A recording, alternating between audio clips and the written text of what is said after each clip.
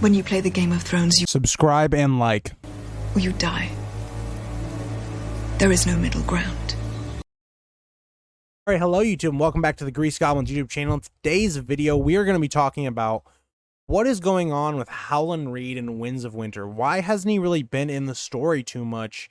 And we're going to talk about all that. And also, we're probably going to see his first appearance in Winds. So yeah, we're going to talk about where I think his character is going to go. But before we get into the video, if you guys like to like, subscribe, and comment, please do. Helps the channel grow and reach other people that might like this content like you. And let's get into the video. So Howland Reed. I talked about him a bit in my Rob's Will video where I was kind of talking about the impact and significance that that is going to have in the story. But it kind of also talked about Howland Reed. And it gave me the idea of just doing a standalone video for Howland. Now, Howland Reed is a character we really have not seen at all in the books, right? Where he's a character we've heard about a bit and talked about, but he's someone we really haven't seen. Now, I think Howland Reed is going to come into the story with, I think, the North. I think Jon in particular, because Rob's Will has this whole idea that Jon is the legitimate Stark to kind of rule and become the new king of the North. I think that's how we're going to kind of come about the whole who is going to be the next ruler thing, because I think that is going to be a problem in the North with Rickon coming back. Maybe Bran comes back by the end of the book or at some point in the book as well. Arya possibly making her way up north, maybe Sansa making her way up north, Jon coming back and probably being named the legitimate heir to Robb.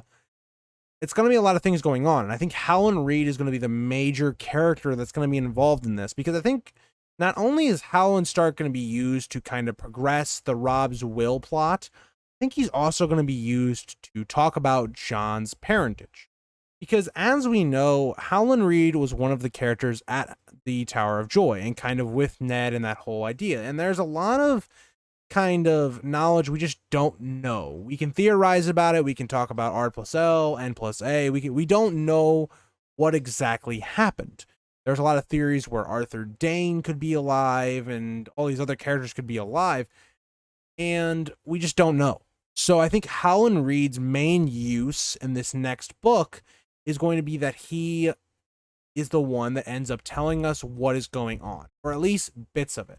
And the reason I think he is not in the story for the most part is because I think George has been saving that, right? Howland's a character we talk that he brings up early on in the story, and it's just a character we just don't see. And I think that's because he's being saved for this big reveal in Winds, or maybe A Dream of Spring. I think Winds, though, definitely, that Jon is either a Targaryen and kind of be the legitimate ruler of Westeros, or that he is a legitimate Stark with Ned and Ashara. Either way that you believe that, I think that is going to be his main use here. Now, outside of that, I think he will just be an advisor to either Jon or whoever is kind of in charge of the North at this point, which I think it will be Jon. And I think that's the extent of what Howland is going to be doing in Winds, because I just don't know why you would keep Howland out for this long, but then still have him being a very relevant character that we do get a decent amount of background information on him from other characters like Mira and Jojen, or like Ned, who thinks about him a bit. I just think that is what, his use is going to be. I think he is going to be used to clear up a lot of the things going on in the story and to kind of explain what's going on. Because as even readers now, there's a lot of gray area in Robert's Rebellion and a lot of things that Ned kept very secretive. But that is more or less all I wanted to talk about with Howland in this video, because Howland is a very mysterious character. We don't see him in the books. He's not even really a character in the show. Someone that's kept very, very mysterious. And that's what makes him a very intriguing character, right? He is someone that also could be used to figure out who the Knight of the Laughing Tree was, if he does want to end up telling us the real story, because the story that Mira and Jojen know is not the true story. Not the true story. And Howland would definitely really know what the real story was. He just never told it because it has some significance to Jon's parentage, whether that be with Ned and Ashara or with Rhaegar and Lyanna.